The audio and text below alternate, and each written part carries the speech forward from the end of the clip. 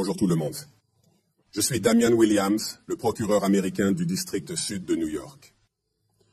Aujourd'hui, j'annonce le déblocage d'un acte d'accusation à 3 chefs accusant Sean Combs de complot de rasquette, de trafic sexuel, de transport interétatique pour prostitution.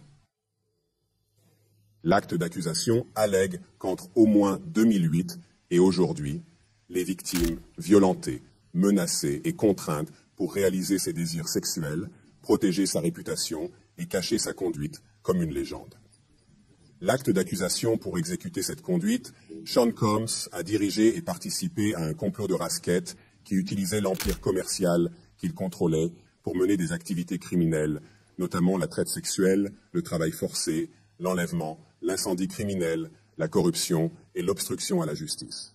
Permettez-moi de dire un peu plus sur les accusations. L'accusation indique que des femmes ont été maltraitées et exploitées pendant des années et de diverses manières.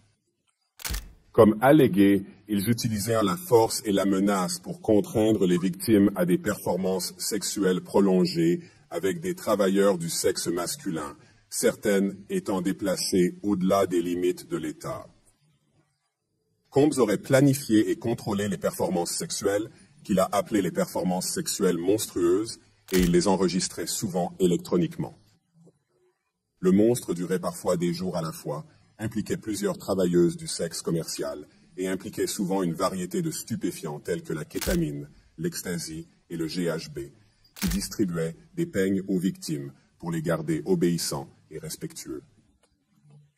Comme prétendu, quand les peignes ne sont pas à son chemin, il a été violent et il a soumis les victimes à des abus physiques, émotionnels et verbaux afin qu'elles participent au monstre et que les peignes frappent, coupent par des objets et traînent les victimes, parfois par leurs cheveux.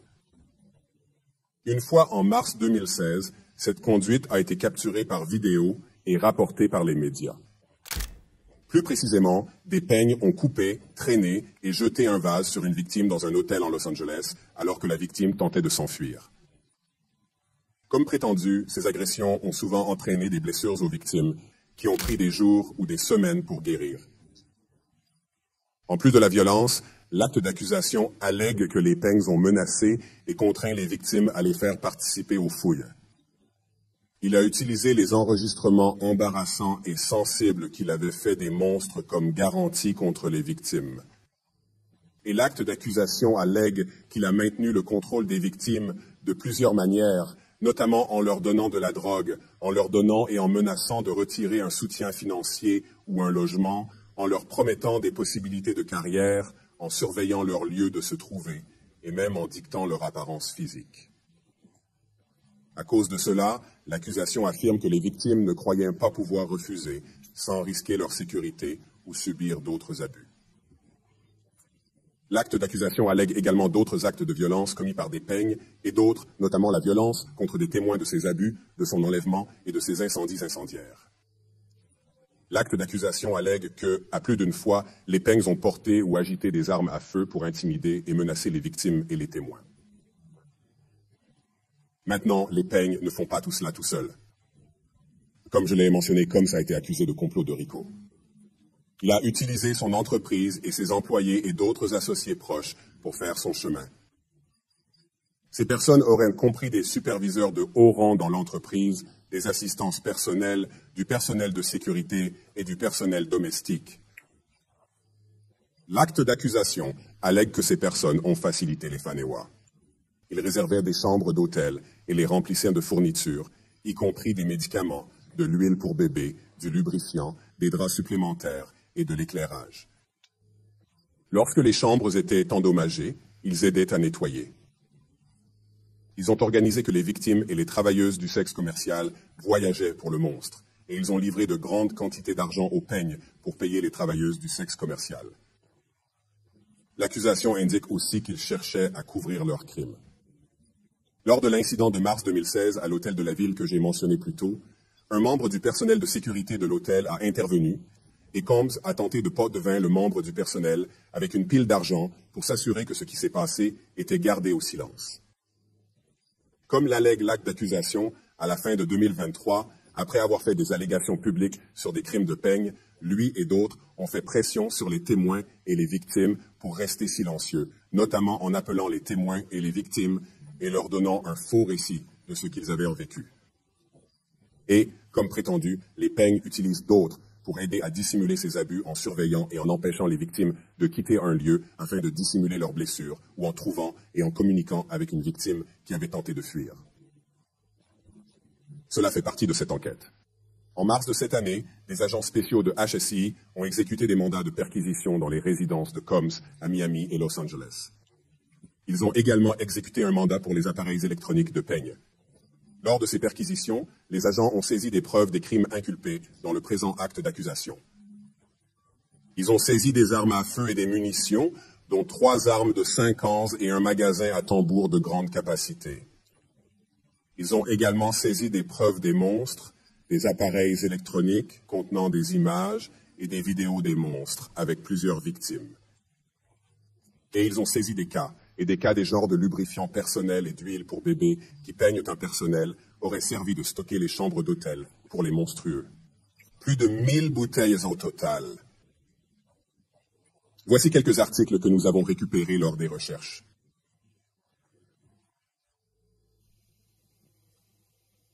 Comme montré ici, il s'agit d'un magazine à tambour, haute capacité, contenant environ 59 cartouches, selon moi. J'ai également mentionné que vous avez récupéré 3 ou 15. Il s'agit d'une prise de gros plan de l'un des Harkins, et vous pouvez voir ici que le numéro de série a été complètement décomposé. Voici une autre photo montrant plus de munitions ainsi que des parties de 2 Harkins ici présentes. Maintenant, je veux être clair sur 2 choses. Premièrement, ce bureau est déterminé à enquêter et à poursuivre quiconque s'engage dans la traite sexuelle, peu importe à quel point vous êtes puissant, riche ou célèbre. Personne ne devrait douter de notre engagement à ce sujet. Il y a 1 an, Sean Combs était debout sur Times Square où une clé de la ville de New York lui a été remise. Aujourd'hui, il a été inculpé et sera jugé dans le district sud de New York. Deuxièmement, nous n'avons pas fini. Cette enquête est en cours et j'encourage tous ceux qui ont des informations sur cette affaire à se présenter et à le faire rapidement. Toute personne ayant des informations peut appeler le type 1874 HSI. Je tiens à exprimer ma profonde reconnaissance aux victimes et aux témoins qui ont utilisé leur voix et aidé à faire révéler cette conduite criminelle. Nous ne serions pas ici sans eux. Je tiens également à remercier les agents de cas dédiés à la traite des personnes de l'HSI à New York. Ils ont été avec nous depuis le premier jour, travaillant sans relâche sur cette enquête. Ils continueront d'être des partenaires inestimables pour nous.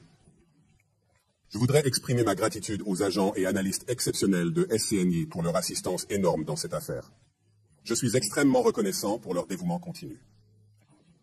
Et enfin, je tiens à remercier les exceptionnels procureurs de carrière de SDNI qui traitent cette affaire, Meredith Foster, Emily Johnson, Chrissy Slavic, Madison Schmeiser et Mitzi Steiner, et leurs superviseurs, Jamie Backwhipper et Jacqueline Kelly.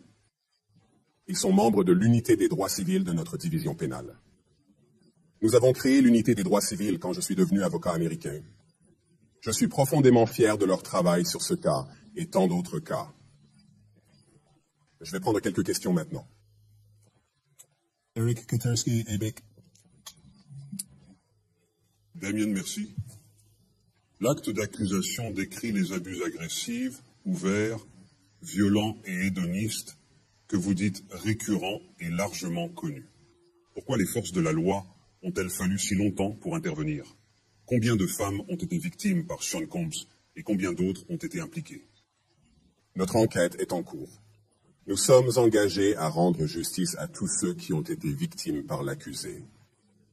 Je ne peux pas expliquer pourquoi cela a pris autant de temps, mais l'important est que nous sommes ici aujourd'hui avec une détermination à assurer la justice. Prochaine question. Julia Ainsley, NBC.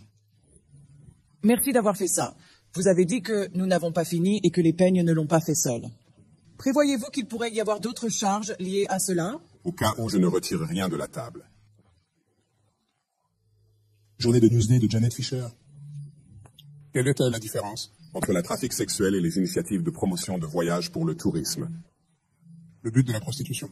Eh bien, il y a différents crimes avec différents éléments. Je ne pense pas que nous devrions entrer dans les débats juridiques en ce moment, mais la traite sexuelle, nous pensons que ce sont tous des infractions graves, mais la traite sexuelle comporte des sanctions importantes. Et nous sommes satisfaits d'avoir pu porter cette accusation, une coercition plus que l'autre. Je ne pourrais pas y entrer, mais tu peux le rechercher. Et oui, la traite sexuelle, surtout lorsque la force ou la coercition est un crime très grave et comporte des sanctions importantes. Bonjour. Cher Miles, ABC7 New York, merci pour cette conférence de presse et pour les détails des questions. En tenant compte de cet acte d'accusation et des informations présentées au grand jury, pourriez-vous clarifier le nombre exact de victimes? Il était mentionné le pluriel et l'acte d'accusation, mais pouvez-vous préciser le nombre de victimes uniquement pour cet acte d'accusation particulier? Et deuxièmement, pouvez-vous fournir des détails sur l'incendie criminel présumé? Malheureusement, je ne suis pas en mesure de fournir le nombre de victimes. T'as raison là. Nous sommes intentionnellement en disant multiples. Les détails de l'incident d'incendie se limitent à ce que nous avons dans l'acte d'accusation et aussi à la lettre de détention que nous avons déposée, qui contient plus de détails que l'acte d'accusation à divers moments. Mais nous n'avons rien de plus au-delà de cette question. Lynn Tran, CNN. Est-ce que quelqu'un de ses complices ou associés soit soumis à une enquête? Et pourrait-il faire face à d'autres accusations? Donc l'enquête est en cours. Cela signifie à la fois pour lui et pour quiconque autre qui, nous croyons, a commis le crime avec lui ensuite. Question JP. Bonjour, à partir de 10 sur 10 victoires. Quelques indications indiquant que certaines des femmes ou victimes ici étaient emprisonnées dans ces résidences et qu'il avait des endroits où il les gardait et qu'on ne leur avait pas permis de partir. Et aussi, il est inculpé ici, même s'il y a eu des fouilles et des raids à la Miami. Pourquoi à New York? Eh bien, je suis manifestement partial. En tant que procureur américain du district sud de New York, je pense que nous avons un cas exemplaire pour traiter certains des crimes sexuels les plus importants, vastes, complexes et difficiles. Traite des êtres humains, exploitation de la main-d'œuvre, vous nommez, le district sud de New York peut le faire. Et nous en sommes extrêmement fiers. L'étendue et la complexité de cette enquête ne sont pas des éléments que nous évitons, mais que nous accueillons et continuerons à embrasser. Posez votre question sur s'il a emprisonné quelqu'un. Tout ce que je peux dire, c'est que, vous savez, j'ai mentionné l'incident de mars 2016 où une vidéo montrait une victime tentant de fuir avec une violence impliquée dans un hôtel. Matthew Lee, presse du centre-ville. Merci beaucoup. Votre bureau prévoit-il de demander une détention prolongée ou arrivez-vous à un accord de projet de loi? Si oui, pourriez-vous en dire plus? Le cas de R. Kelly dans Edney en termes d'éléments. Merci. Nous allons donc demander la détention. Nous avons déposé une lettre exposant nos raisons de demander la détention provisoire. Je ne peux pas aller au-delà de ce qui figure dans la lettre, mais tout le raisonnement et la loi y sont inclus. Il y a une présomption de détention dans un cas comme celui-ci, et nous pensons que cela est justifié. John Ennis, Nouvelle quotidienne de New York. Merci. J'espérais obtenir plus de détails sur les fouilles de sa résidence, les armes à feu, les boîtes de lubrifiant et les vidéos. Où ont-elles été trouvées dans sa résidence? Sont-ils tous dispersés dans les maisons à un seul endroit? Je voulais donc juste mieux comprendre comment ces trucs ont été trouvés. Eh bien, écoute, je pense que certains des détails que vous recherchez figurent dans la lettre de détention. Donc, par exemple, certains des AR-15, 2 des 3 AR-15, ont été trouvés dans le placard de sa chambre à Miami, divisés en parties avec des magazines chargés de munitions. Donc, certains de ce détail figurent dans la lettre de détention. Je ne pourrais pas entrer là où les autres articles étaient stockés. Bangkok Post. Merci beaucoup d'avoir fait cela.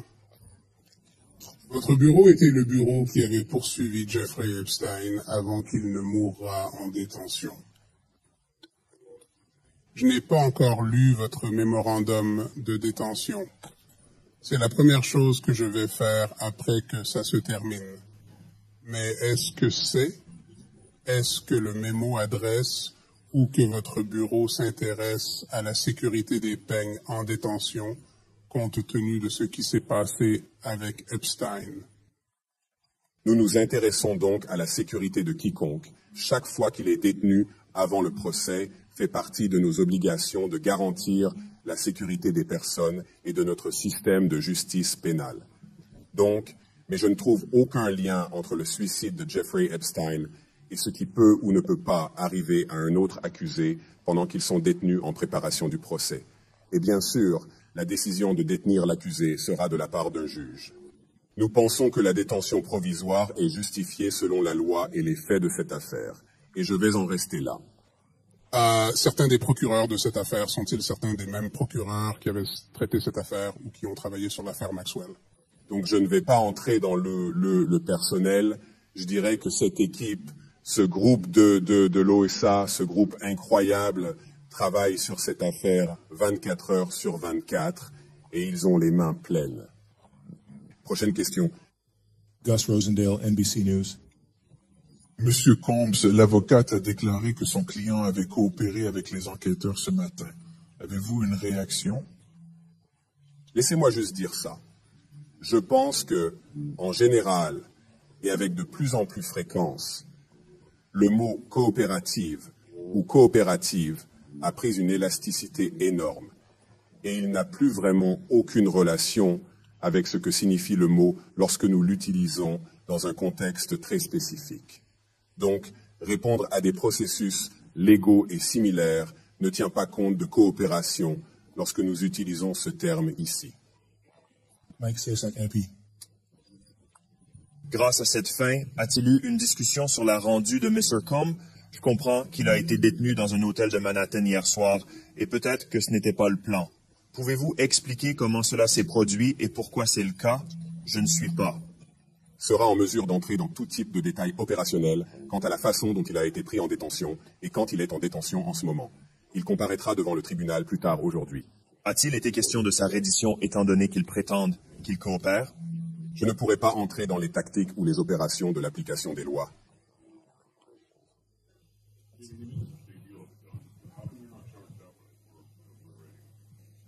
Eh bien, je ne peux pas entrer dans la décision de facturation. Il est très significatif pour nous que des armes soient possédées comme nous l'alléguons dans l'acte d'accusation. Vous savez, une partie de la raison pour laquelle cette conduite était si répandue et nocive était parce que les victimes et d'autres ne se sentaient pas nécessairement à l'aise de lui refuser ses souhaits, comme nous l'alléguons, à cause de la présence d'armes à feu. Je devrais le laisser là. Merci. Dernière question. Jacob Chamusson. Jacob Shamsi est un initié d'affaires. Merci. Étant donné qu'il est le seul accusé dans cette affaire et que vous alléguez qu'il fait partie d'un complot impliquant des membres de ces entreprises, prévoyez-vous un acte d'accusation substitutif qui portera des allégations contre d'autres membres de ces entreprises ou d'autres co-conspirateurs également? Encore une fois, je ne peux rien retirer de la table. Tout est possible. Notre enquête est très active et continue. Et je pense que beaucoup d'entre vous qui couvrent ce bureau savent que lorsque nous disons de telles choses, les développements sont certainement prévisibles. Mais je ne peux pas les prédire assis ici aujourd'hui. Très bien, merci à tout le monde. Merci à tout le monde.